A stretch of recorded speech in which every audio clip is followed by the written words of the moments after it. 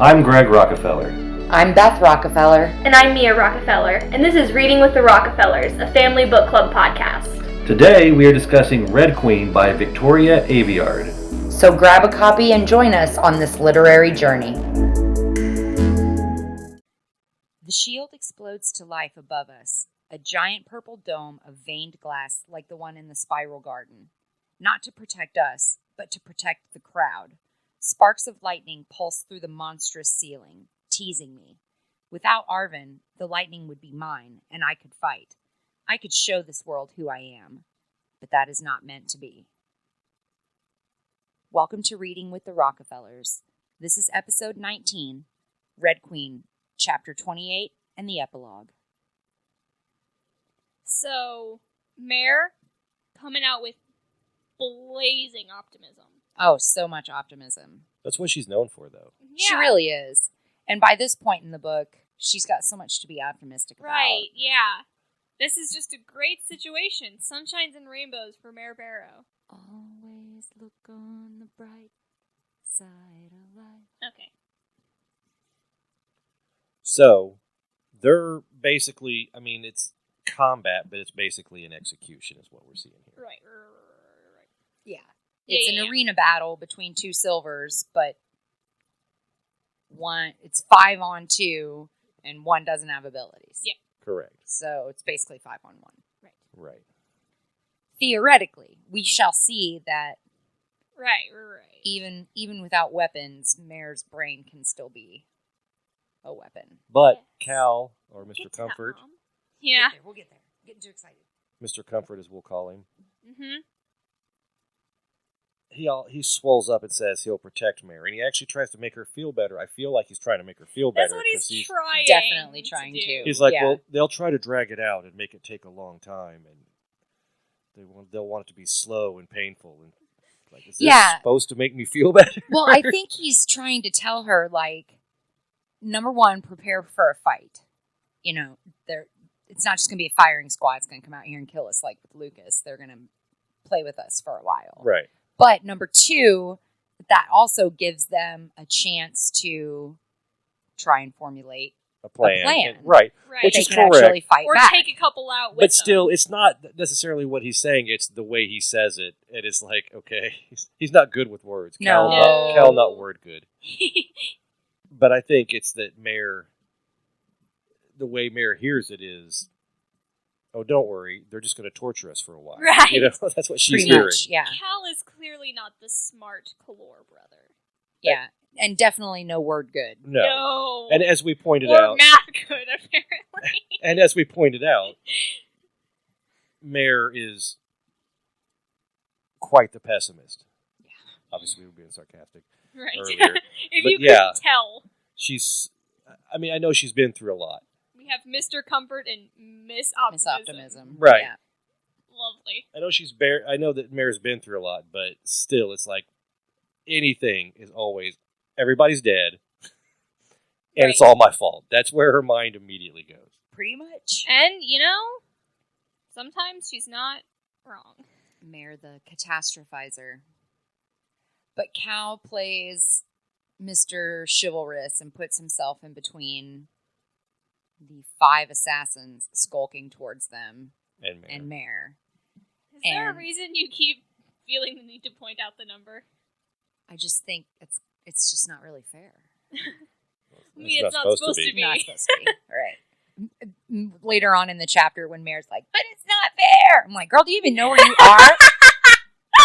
Right? Have you not been reading the same 28 chapters and plus an epilogue that I've been reading? Because none of this is fair. Like, Right. it's not fair, and honey. Evangeline's taunting Mare, which doesn't help. Yeah, so No. she wants to go straight for her, and Cal's like, no, don't do that. Also, Go after Rhombos because you're way faster than him, so you can keep him on his toes. right, and they've realized also because this particular arena has sand, which they've realized does not burn well. So Cal has his ability, but they've designed this particular arena so that it doesn't help him as much as it could. Right. Not only does the sand not burn, but the floor moves out of the way, and there's a giant reservoir of water there For the nymph. because they know that historically, when they're doing training and battle, that the nymphs can usually get both Maven and Cal into decent amounts of trouble. Right. Did they point Cal out for that? Because Cal was the one that was pointing out how Maven was getting himself into trouble. Yeah, but didn't Cal fight a nymph in that one chapter? No. But I definitely think The that only- Maven did. The only one Cal had is he fought 2 people and beat them both. He was playing with them. But one of them wasn't a nymph? No. because he beat them. Yeah. But The I mean, point is, they can still beat a nymph. Burners usually not a good mix. Yeah. And Fire, water. They've set the stage. They've set it up so that clearly they have the advantage, obviously, and of course they're going to do. And there's a shadow. Which what exactly are the shadows? They can bend light. Yeah, so they can make themselves invisible, or they can make other things invisible by bending light around them. Right. They can also, So- if they're really vain, which most silvers are, they can also just make themselves look absolutely beautiful at all Right, times. because they can give themselves the best light. I gotcha. But I think this was a trick. I think they sent him in first because he's small and fast, and they're like, okay, go in there, attack Cal, get him to flame up, get yourself on fire somehow, because I think the steam was part of the plan all along. He goes in there, comes back with his arm or whatever, basically on fire, and Osanos douses the flames, and then all of a Mhm. sudden there's steam, everywhere. So you can't... And somehow there's a glass dome. I don't remember them talking about a glass dome being over I the think whole it's thing, like just the- the shield. the But lightning shield works effectively both ways. Well, they can't have a Yes. lightning shield because they don't want Mare to have access to any kind of lightning. I guarantee you, regardless of whether there's an Arven there or not. I don't think they realize yet the full extent of her ability that she can That's true. create lightning out of nothing. I don't think The they know point that is, yet. because of a dome, the steam doesn't get out. right, and it keeps the whole thing basically in shadows, Yeah.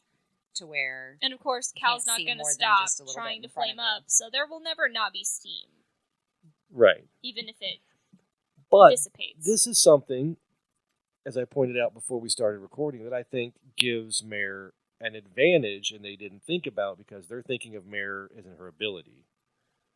We got to get rid of that Right, lightning and as ability. soon as we take her ability away, she's going to be helpless, None- because that's how silvers are. Right. None of them think about the ability she's honed her whole life as a red, sneaking and stealing and moving in and out of things without being seen. You've just given her yeah. a foggy arena. Well, and nobody really knows about that part of Right. it. And they think because she has erased no all that. power and she's this little girl who can't do anything now. Yeah. They have no clue. Vastly underestimating her. And they made a huge mistake.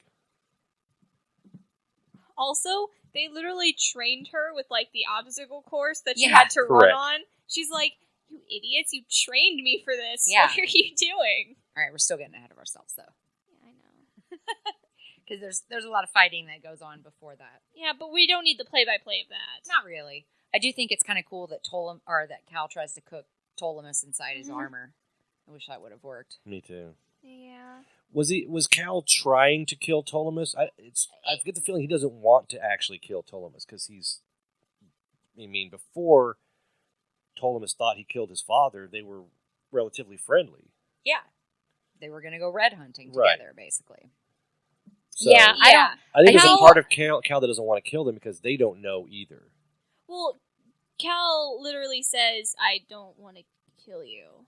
Yeah, later on, No, it's here. it? We're at that point, yeah. but the shadow grabs her around the throat and is basically choking her, and she can't see where he's at. And he tells her, "Red and dead," that he's going to kill her. Yeah, and so she's her. basically suffocating, and she tries to hit him and knock him back. That doesn't. So Cal throws a fireball at them while he's trying to fend off Ptolemus and Evangeline at the Yeah. same time. And He's that kind of makes dueling with 3 people, but definitely 2. right. And that makes Rhombos basically fall backwards from the fireball. So Mare's like, "Oh, okay, this guy's really clumsy. not good on his feet. She's kind of picking up on things around them as this fight is going on. Right.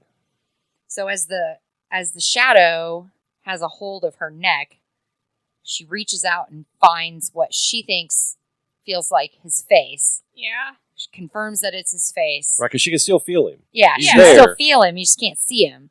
So she finds what she knows is his face and puts her thumb right through his eyes So and now blinds him. the shadow can't see her either. Yep. Flashes back into Existence. visibility and basically is just like crying mirrored tears because the blood is just Lovely. falling out of his eyes. Lovely.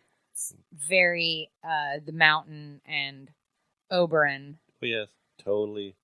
Is that what you were picturing too? No, they Oh. just totally underestimate Mare on a regular basis. Pretty much, yeah.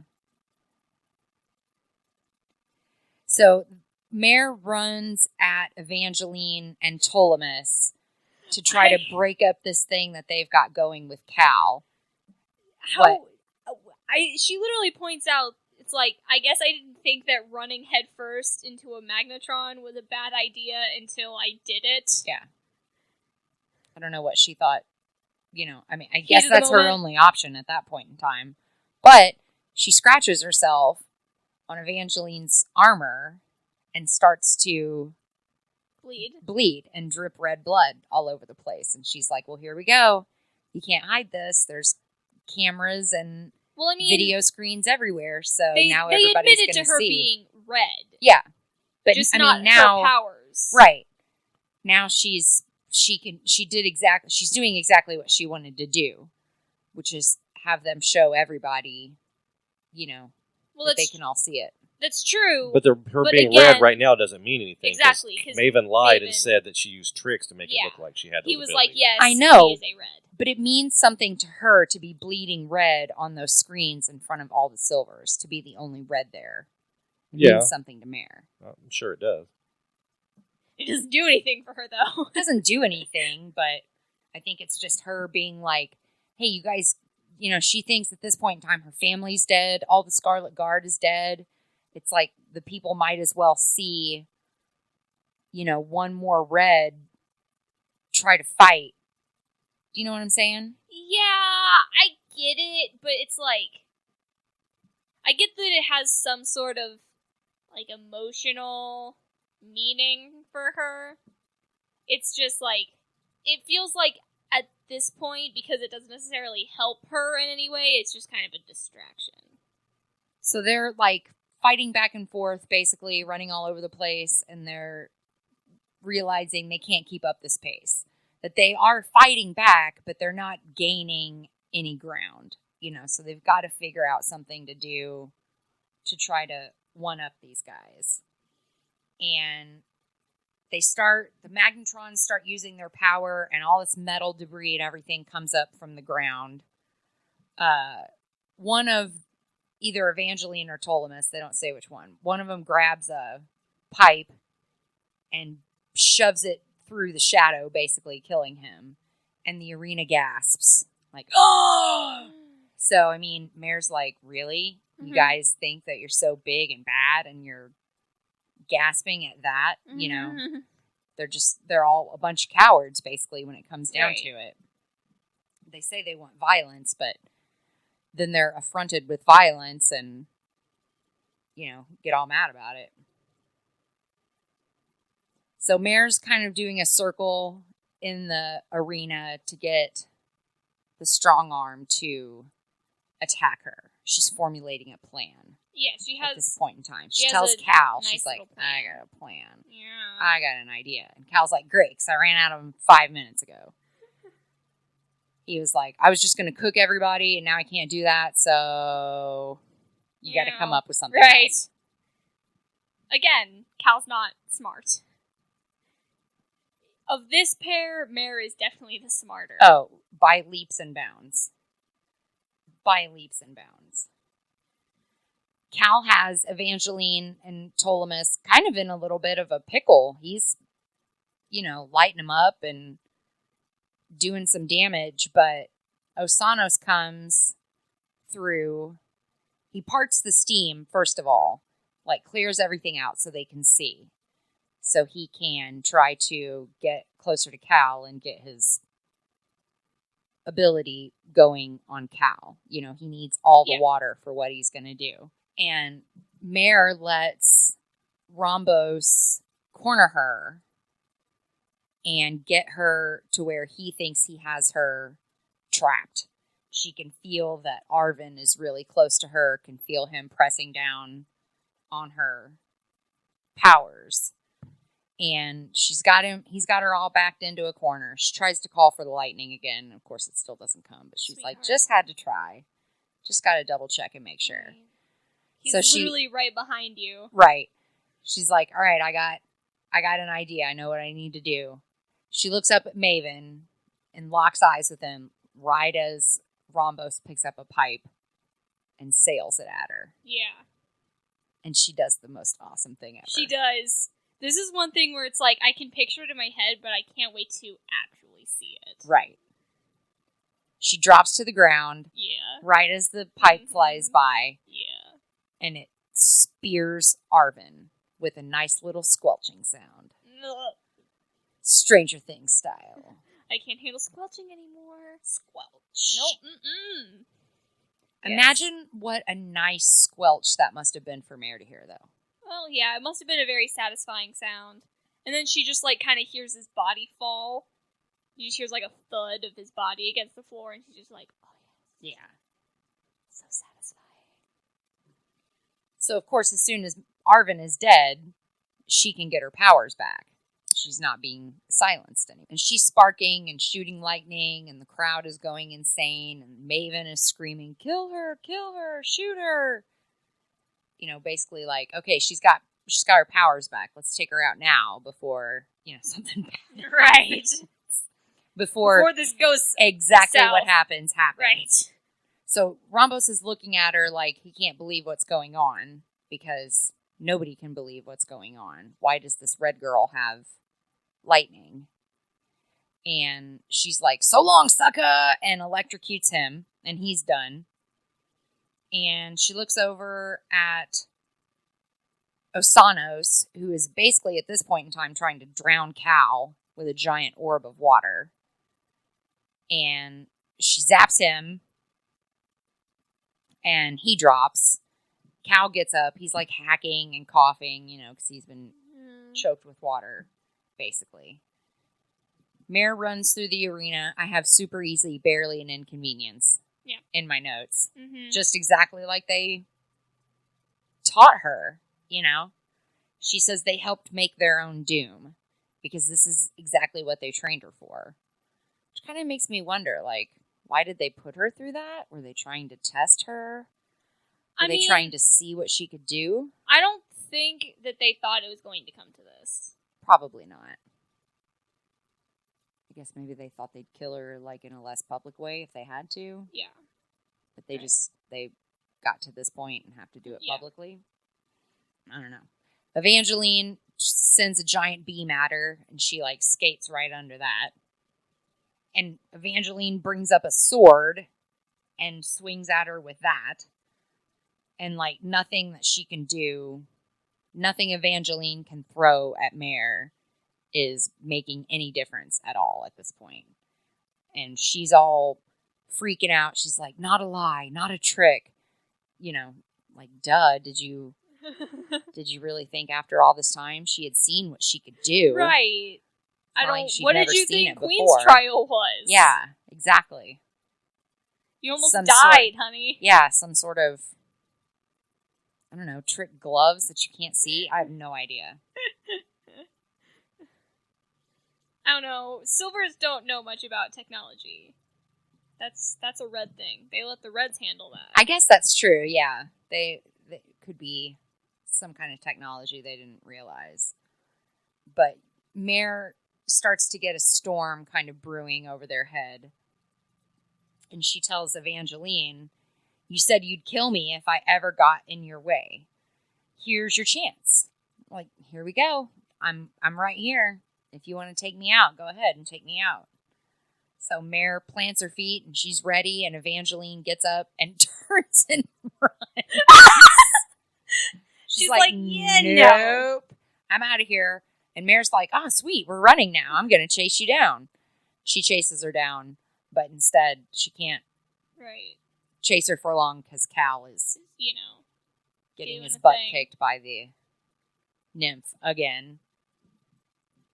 It's like that guy's gotta get taken care of. So she, to distract him, I guess, she puts her hand around him and shocks him. Why didn't she just kill him? Right there. I don't know. Maybe it was like a, like I don't quite have this. I don't know, man. Like I don't know if it would like necessarily work first try from just more action. I guess. I mean, it doesn't take her very long to kill him, but he turns and starts hammering the water down on her instead of Cal. I don't know what she thought was going to happen. I guess, I mean, she does the exact right thing, which is send a spark up through the water. Yeah. Because water's a conductor of electricity. Yeah. So she sends a spark up through the water and kills him. And, I mean, I guess she was trying to buy Cal some time. I guess. But this is where I have in my notes that Cal is basically a flame, and he's got Ptolemus cowering at his feet, and he could just fry him right there. But he lets his arms go out, and he says he won't kill him. That, you see, previously when I said something about it, he did specifically say, I don't want to kill you to Ptolemus. This is when Mare is, like, telling Cal to kill Ptolemus. Right. And Cal's like, I don't wanna. Yeah. He's kind of dipping back into that sensible, responsible guy that he was before. Not taking into account everything they've been through in the last, what are we looking at? Probably 36 hours since the king has died. 24. Something along those lines. So, after they've got all that taken away and Cal steps back and says that he won't kill Ptolemus, Mare looks up and she's expecting the crowd to gasp that he won't kill Ptolemus. She looks up and it's empty. They've sent everybody out. So it's just Maven standing there. And Maven starts a long, slow clap of appreciation for Mare, which is super condescending. Yeah. Good job, Maven. Great job, honey. Yeah. With Alara right there. Of course. And so all of a sudden, the sound of marching feet come in. And Yay. yeah, just hundreds and thousands of them until she can't hear Maven clapping anymore. All she can hear is boots. And this is when she starts. It's not fair. We won. Come on. Let us go. I killed all your people. I mean, except Evangeline told us. But, honey, that's not how this works. Right. I don't know why she thought they were going to be. I love let that you go. think that. Like, that's so cute. You beautiful little tropical But, fish. yeah. And, of course, she wants to cry. When does Which she I not? would too. When does she not? True. 17-year-old girl. Right. But she knows that she can't cry now. Even though there's no cameras, there's no video screens, none of that, she can't cry at this point in time. She won't give Maven the satisfaction of course. seeing her cry. So she apologizes to Cal.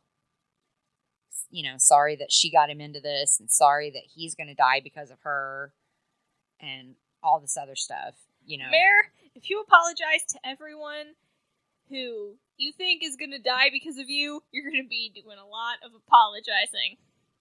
Yeah, pretty much. You're just never going to stop. I'm sorry. Cal does the sweetest thing. He grabs her hand as the soldiers come in and starts humming the song that was playing when they were dancing and they kissed. I know. It's like, aw, Right. can't believe he even remembers what song it was. It's Way to probably go, Cal. it's probably like a traditional. I don't know, could be. It's like Maybe, I think they used the same song every time they practiced. Oh, Probably. that makes sense. So he, like, remembered it from, all those other times. But then, I don't know. The point is, it's cute. Alara whispers in Maven's ear, and he says, "Goodbye, little lightning girl," and raises his hand to wave at her. And she can swear that she sees his hand shaking. Like, oh my gosh, this is it. This is what this has all come down to. And she shuts her eyes, expecting to feel bullets, like, tear her apart. And then she's like, all right, I'm ready to die. I'm going to let go. I'm going to go see all my family that's already dead. They're all going to be waiting there for me. And so she's going through all of this, but, like, I guess controlling that storm that's above them. She's not consciously controlling it. At this point yet. Yeah. Yeah. But it's one of those things where it's kind of like what happened at Queen's trial, where, like, when she feels, like, just acceptance and she's just, like, letting go, it's when she's, like... Yeah, when she gets out of her head, that's when the power gets real strong. Yeah. Until she learns how to control even that part. Yeah. So a big bolt of lightning comes down and busts through the shield. And she feels the lightning of it and everything start to rain down on her. And it kind of sparks something up in her and brings her back to life. Sparks? Yeah, sparks something up in her. Did you do that on purpose? I did. Okay. I thought you'd like that. Yeah. You said it so nonchalant. I thought maybe it was, like, not intended. No, it's totally intended. Go. So everybody's running from the sparks falling. And Cal is trying to drag her away, but she's standing there soaking all of this up. I love that Cal is, like, throwing her out of the way, this huge lightning bolt. Like, it's gonna hurt Mare. Like, save yourself, dude. Yeah, I guess he's just not thinking about it. Kind of like the whole, when he was checking her for wounds when the silver blood was all over her. Like, he just doesn't think about it for a second. And it's like, there was no red blood on her, so she's just like, dude. Yeah, this can't be mine. Yeah. That's not how this works. Again, not the smart one. No. But he does grab her and save her from falling into the chasm thing. And she knows that, all of these gunmen are in there and they're not going to wait for Maven's orders this time. They're just going to open fire. So she closes her eyes and starts hearing guns go off all over the place. And then she's waiting to die. But no bullets hit her, which is interesting. Yeah. So she looks down at her feet, and what does she see? Gun barrels. All different kinds. Yeah. Not the same kind of gun like you would think the army would use. All mismatched. Yeah. All mismatched. Somebody grabs her shirt and pulls her over the edge of the chasm where the water was for Lord Osanos, and they don't let go of her. They just keep getting pulled through water and everything. Down into the darkness. And that's the end of the book. Rescued with a question mark and a couple exclamation points, something like that. The black void of sleep ebbs away, giving way to life again. My body rocks with motion, and I can sense an engine somewhere. Metal shrieks against metal, scraping at a high speed in a noise I vaguely recognize. The undertrain. So, yay. Mare wakes up. She's passed out from her battle in the arena and having gotten dragged over the edge. So she wakes up and she can feel something underneath her. It's not a bench. It's not a pillow. It's not clothes, or it's not like cloth. It's a person. Yeah. She's laying on somebody's lap. But across from her is Cal. And whoever she's laying on the lap of, Cal is just, like, staring at them. Just boring holes in them. But she can't quite place the expression on his face. Yeah. She's like, okay, I've seen this before, but I'm not really sure. And Well- it's not necessarily means. anger. And she sees Farley there, right? So Yeah. it's not Farley whose lap she's It's laying not on. Farley whose lap Which she's on. would Farley's be got a a little- gun on Cal. Which would be more than a little creepy if it was. It would be, considering how Farley's not really like your cuddly, Yeah. fuzzy type. Yeah. Something definitely tells me that Huggle Farley monster. would do that. So Right. Mare's obviously like, oh, this must be Kalorn. Kalorn's still alive. And also, she hears whoever's lap she's laying on say something, and she thinks it's Kalorn's voice. Yeah, because she tries to sit up, and Hand pushes her back down, tells her to lay still. Well, no, the voice that she hears is Kalorn's. Is it? Yeah, Because he He comes from comes- behind Farley and he comes from around. behind Farley, and she's like, so wait a minute, if you're If you're there, over there, then who's whose here? lap am I laying on? Which is a weird sentence to ever have to type. Whose lap am I laying on? Let's play Tell Me You Grew Up in the 80s without telling me you grew up in the 80s. Whose lap am I laying on? I fell asleep at church. Whose lap am I laying on? So whose lap is she laying on? Do we get the answer in the epilogue? Well, I like this because I at actually first, like how it's written. It's written yeah, well. she looks up and she's like, she sees who it is, and so she instantly thinks, I'm dead. I died in the arena. Right. Am I dead? I'm Are dead. we dead? We're all dead. Everybody on this train is dead. And it is Shade who has come to take her on the undertrain to the afterlife. That's kind of her thought process right now. What she's thinking. And Shade just shakes his head at her and says, you're not dead, Mare, and neither am I. And she's just what? what? Shade, are you kidding me? This is twist number 2, in case you're keeping Yeah, track. because just like the cheat, Shade is not, dead. Yeah. Shade is not dead. Nope, we're not. Mm-mm. There's no need for the So whole. glad Okay. that Shade is not dead. Okay, that's all I'm gonna do. So she's just like, she can't. Yeah, she shorts out basically. Does not compute. Does not compute. Her brain is unwired for a second, and she says, "But the mutation, they killed you for it." And he grins, and this is. Now I sound like Mare.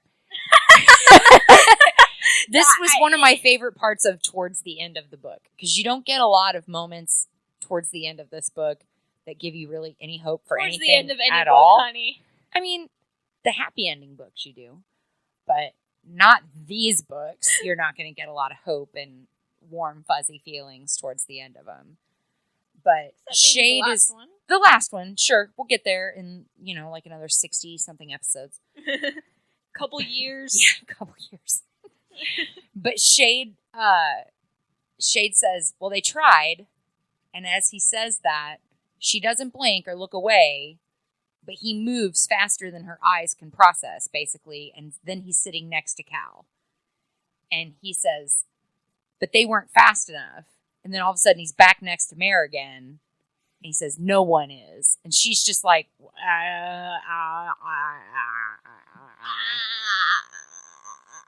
So she's freaking out. She's like, Shade is alive. He can teleport, basically, is what this power is. Do they call it teleport? I don't know. They if say actually- teleportation a couple times. Oh, okay. I couldn't remember if they actually said the word teleport or not. Because, I mean, that's what It is that's what it is. essentially is. He's just teleporting Right. from one place to another. Or, if you're an X-Men fan, he's bamfing. He's bamfing. Yeah. Nightcrawler. Yeah. Shout out. Yeah, not in this chapter, but at a certain point they do say teleporting or teleportation or Okay, I gotcha. It's not what- there's like an official title for the power that we'll get into eventually. Right. That's not what it is, but you get the point. He also, at this point, does he not tell her that the family is safe? Mm-hmm. She asks about all the others, and he Yeah. says they're alive Mom and and well. dad are safe. We'll see them soon. Siblings, all safe. Yeah. Well, So she's excited for a minute, which she doesn't let herself do very often. And in typical Mare fashion, she doesn't let it last very long. She's all excited, and then she's like, wait a minute. You got to let my swole cow go. yep. Swole Cal, let him go. Yeah. he could melt his shackles away, but he's not. He's just sitting there waiting. He and could she's just swole them off. Yeah. If he really wanted to. He could, basically. It's just like this hulk of dude sitting there on the undertrain. And he tells her before Farley can even say anything about not letting him go. Cal tells her, no, they won't let me go, and they shouldn't. In fact, if you want to be really thorough, you should probably blindfold me and not show me where we're going. Because he's still loyal to the crown, basically. He's not going to side with the guard. Even though they saved him at this point in time, he's still letting them know that he's not going to be like on their team or whatever, basically. Right. But Mare still's trying to convince them that he's not a threat. Yeah, even after Cal's like, no. Yeah, she's trying to tell him, but he saved me. I wouldn't even be here if it wasn't for him. And we've got a couple of readings. Yeah. So, yeah, Farley has a reply here. Farley says, no matter what he did for you, the prince is not on our side. And I won't risk what's left of us for your little romance. Mare is incredulous. Romance? Romance? Romance? There's no romance here, guys. At this point in time, I don't think that she thinks that there is. I think with everything that they've been through, she's so traumatized. When she looks at Cal, all she can see is him with that flaming sword decapitating his own father. Like, that's just what she's back to every single time. What Maven made him do. So any of those thoughts that she would have had are just a jumbled mess at this point right now as far as attraction goes to Cal. I mean, but there's still obviously something there or she wouldn't be fighting this hard. That's true. To try to get them to let him go. That's true. She does care about his well-being enough, to want him to be safe. I guess she's like, well, Kalorn is safe, so now I've got to save somebody. I might as well try to save Cal. Right. My work with Kalorn is obviously done. I have to find some boy to save, okay? Well, then she brings up a whole list of boys that they can save. And girls, too. And girls, yeah. Right. Well, and Farley says, yep, I've still got the list. I know all the names. And they're like, great, because so does Maven. Yeah, because Kalorn says something about they can't trust any Silvers again. And yeah. Obviously, because of what Maven did, they trusted Maven, and that didn't go well. And then Mare has something she says here. Well, because Cal is like, he's kind of just, he's not fighting. Like, he could break out. He's just kind of sitting there like a bump on a log. And he doesn't want to fight anymore. And Mare says, it's an inner monologue thing. Part of me doesn't either. Part of me wishes I could submit to chains, to captivity and silence. But I have lived that life already. In the mud, in the shadows, in a cell, in a silk dress. I will never submit again. I will never stop fighting. We'll see how long that lasts. I want everyone out there to mark Mare's words here. Mark the time. Because as with most things Mare says in defiance, she will prove herself wrong. She's gonna... Yeah, we'll see how long that lasts. We'll kind of give you some... This reminds me of earlier with Julian. I'm no one's fool. No one's playing me. Right, exactly. We'll see exactly how many chapters that lasts. Yeah, I won't be a pawn in your game while being a pawn. Oh my God! I can't believe I was a pawn in your game. Right, and even says Cal was also a pawn in your game. Like, yeah, honey, they used everybody. Don't you understand what they do? That's what narcissists do. And Farley points out that she does have the list, but as Mare points out, Maven knows it exists. All he has to do is use the blood base, and he'll be able to find all the information as well. Lorne walks forward, determined. I won't let him find them before we do. Okay. Kalorn, you gotta stop doing that, my man. Yeah, pretty much. You gotta stop just, agreeing with what Mare says or having some, snappy quote at the end of chapters. You gotta stop. He's trying real hard, Mia. I know, but it is kind of working, but he's still on, level 999 of that friend zone. I mean, I guess climb up a little bit. Right. He figures that Maven has been knocked off the top spot as the one that she was actually going to have to marry. It's like, all right, that's taken care of. She's not going to have to marry that guy anymore. Thank God. Right? And so he's like, all right, so I've moved up a spot. There's Cal, and then like there's every other guy. And then me. and then me. So if I could just get rid of But every every other other guy. and Swole Cow. And Swole Cow here. So you're saying there's a chance. I'm golden. Right. And with all this talk of Maven, he is just rippling off Cal. He's just furious at this point in time. And Mare's looking at Cal, and he's looking at her, and they're both, she can see in their eyes, they're both thinking the same thing. I will kill him. Yeah. They're- Everyone join the We Want to Kill Maven Club. Everyone, Let's go. Everyone on the Undertrain has joined the We Want to Kill Maven Club. Yeah, they are all 100% ready. And that's pretty much where we end. Yeah. That's the end of the epilogue. That's the end of Red Queen, book number 1. We did it, guys. We could do the acknowledgments, but they're like That would 5 be- pages long. That would be a whole nother podcast. She writes a lot of it. She does write a lot of the acknowledgments are like as long as the epilogue. Right. And not a Taylor Swift thank anywhere in there. Just kidding. But it leaves us at a good place in the story, kind of wanting to see what happens next. There was a lot of downers, obviously, but then the last thing that Mare sees is that her brother's still alive, and he has this awesome ability, and that Scarlet Guard's not dead. They're still around. The Scarlet Guard is not dead. You did it, not me. Harley's still there. Kaloran. So there's Everybody she thought she had lost. She's Right. starting to get all this hope back. So, Mare, your pessimism was useless. right. So going into the You just next made yourself feel more sad. going into the next book, we know we've got Maven and Alara basically running Archeon, running the Silvers here. And then you've got Mare and the Scarlet Guard, and then Cal in tow, who's the wild card here. Yeah. And obviously, I Cal think, in limbo. right, it seems like there may be a race. If Maven and Alara have half a brain, which you know they do, there's going to be a race to find these people on this list. Yeah. Half a brain? About half a brain more than Cal has. Who So- finds them first? There's a benefit with Alara and Maven because they obviously have more resources to Right. be able to track these people down.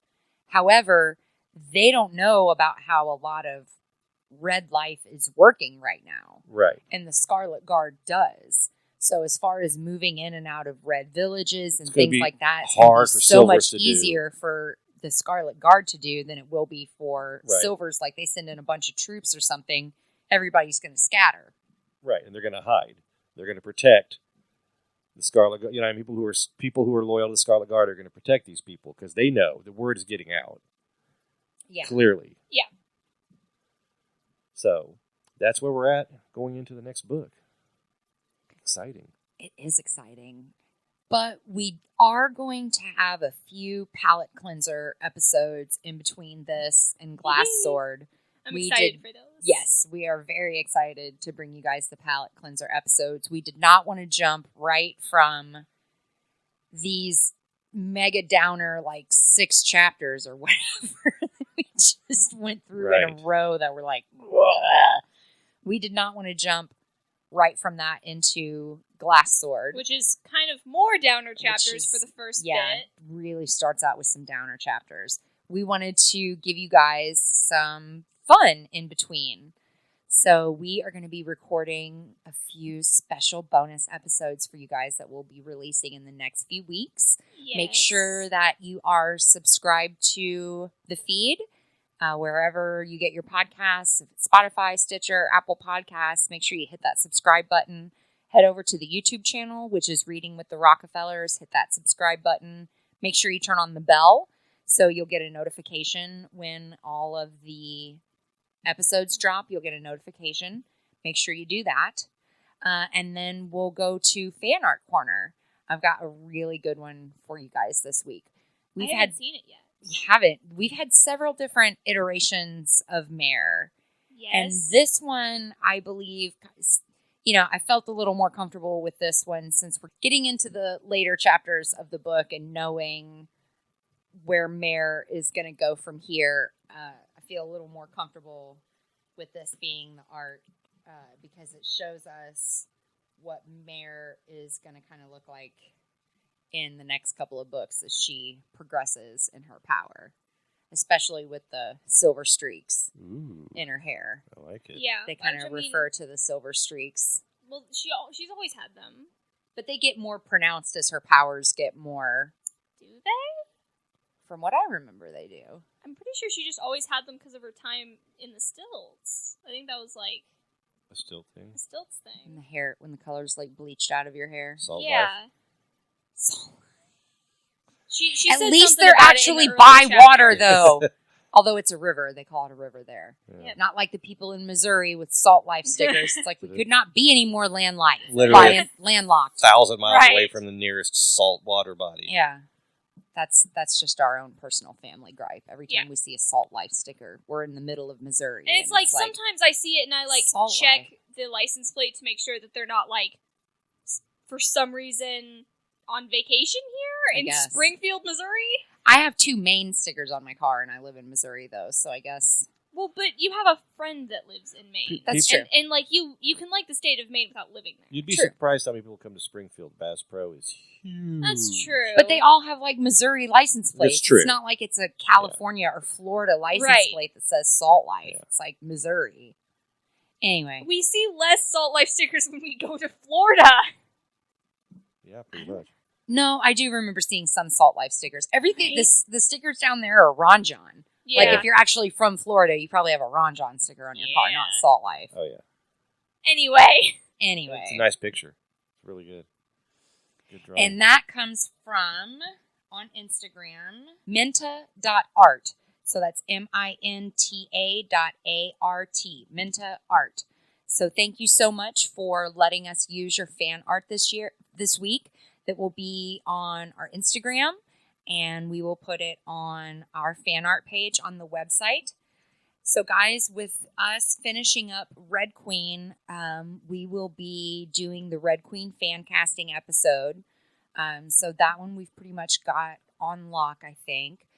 So what we're going to ask for submissions at this time, always keep sending us fan art. We love that. Mm-hmm. And then we'll be starting to get ideas for the next fan casting episode, which Yeah. will be at the end of Glass Sword. So all the new characters that we're going to meet, if you guys have read ahead, you know who they are.